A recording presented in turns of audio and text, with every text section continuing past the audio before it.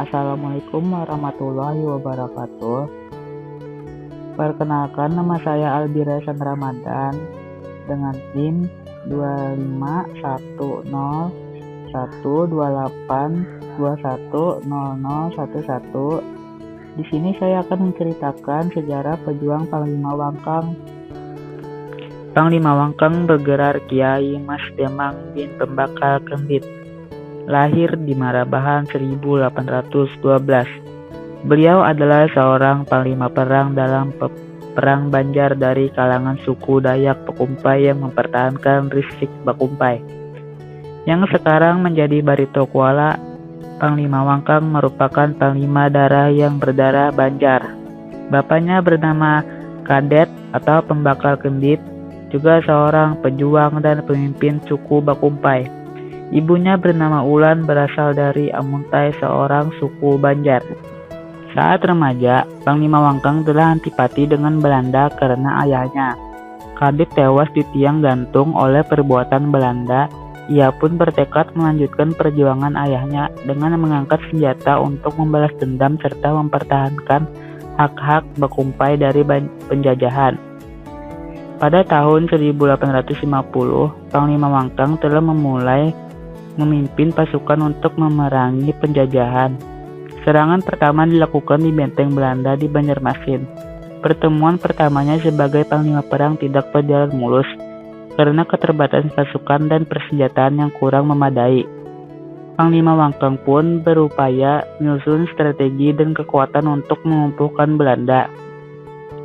Ia pun membangun markas pertahanan. Pasukan pertama dipusatkan di daerah Ujung Panti, kemudian berpindah ke Balandian.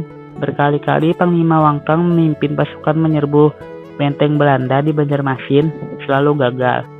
Dan pada tahun 1860-an, pasukan Panglima Wangkang berhasil memasuki benteng tersebut.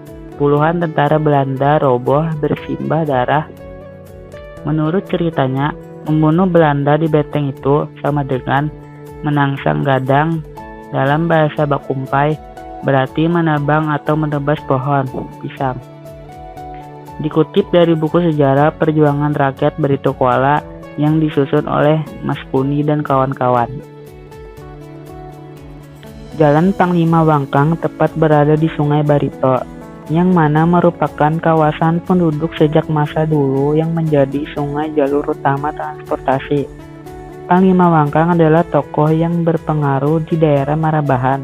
Salah satu amatan yang telah disampaikan Panglima Wangkang adalah, kalau yaku mati, mayatku ela impadui, karena setiap yaku batulak menyerang Belanda, yaku jadi baudu, yaku rela mati melawan Belanda.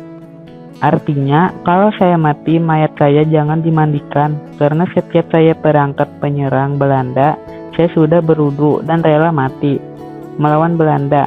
Hal ini yang mendasari kenapa jasad Panglima Wangkang tidak dimandikan, karena sudah dalam keadaan suci wudhu dan jatuh dalam peperangan melawan penjajah sendiri. Adalah Mati Said, pejuang Dayak Pakumpai Kalsel melawan penjajah Belanda, gugur di Rembang petang hari Selasa 1872. Panglima Wangkang gugur karena pengkhianatan dari saudara beliau sendiri yang tergiur penawaran Belanda yang cukup banyak. Lalu saudara beliau menceritakan rahasia agar terbunuhnya Panglima, yaitu dengan menggunakan peluru emas. Setelah gugur ditembak dengan peluru emas di pertempuran hampir seharian penuh, jasad Panglima Wangkang tidak ditemukan Belanda hingga beberapa hari, karena saat tertembak peluru emas, kedua orang terdekat Panglima Wangkang, yakni Panglima Udi dan Panglima Mahmud, membawa jasadnya ke dalam hutan untuk diamankan selama disembunyikan di semak belukar. Belanda ternyata mengumumkan bahwa siapapun yang menemukan Panglima Wangkang, baik hidup maupun mati, diberi hadiah ribuan golden. Pencarian mayat Wangkang pun belum dibuahkan hasil.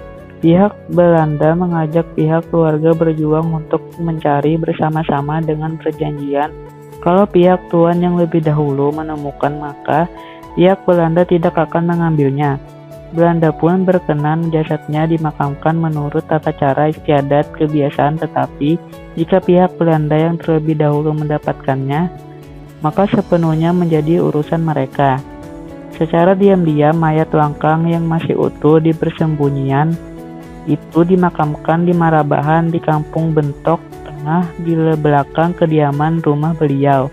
Sekarang beralamat di Jalan Panglima Wangkang, RT 9, Kelurahan Marabahan. Menurut informasi orang tertua, andai saja bukan peluru emas, mungkin Tuhan yang Maha Pengasih masih tetap melindungi Wangkang dari mara bahaya, karena Wangkang dikenal kebal dari senjata apa saja yang terbuat dari besi, timah, perak, dan tembaga. Pertanyaan untuk kalian berdasarkan materi yang kita bahas tadi. Apa motivasi awal Panglima Wangkang untuk memulai perjuangan melawan Belanda? Yang kedua, Panglima Wangkang menggunakan senjata tradisional seperti parang dan tombak untuk melawan Belanda yang memiliki senjata api. Menurutmu, apa yang membuat pasukan rakyat Marabahan mau ikut bergabung dengan perjuangannya? Yang terakhir, sejarah Panglima Wangkang menjadi bagian dari identitas Rantau Badauh, tempat asal orang Banjar yang merantau. Menurutmu, mengapa tokoh seperti Panglima Wangkang penting untuk diingat oleh orang Marabahan yang merantau? Terima kasih sudah menonton sampai akhir. Sampai jumpa di pembelajaran berikutnya. Wassalamualaikum warahmatullahi wabarakatuh.